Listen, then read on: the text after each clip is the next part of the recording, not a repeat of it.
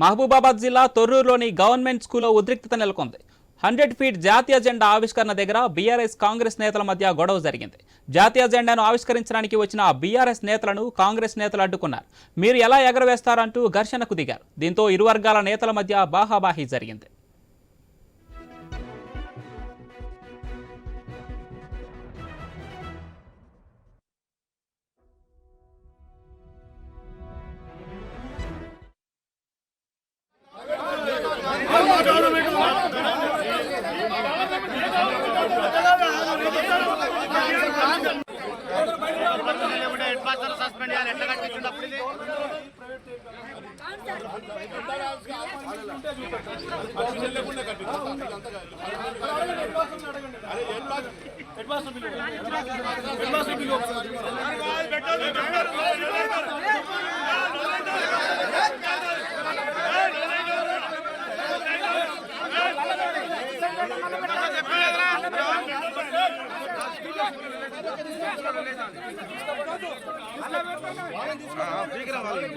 తీసుకో